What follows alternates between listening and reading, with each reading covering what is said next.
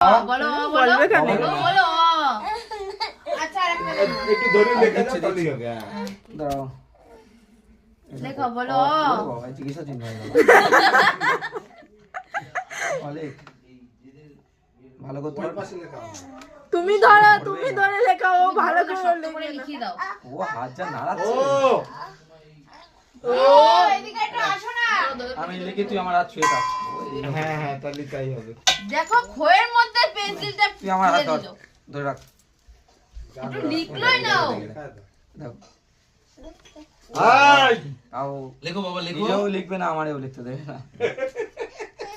লিখে নে ও আর আ দুটো লিখেছি ও এই দেখো শান্তি লোকে বাপের কাছে চলে গেছে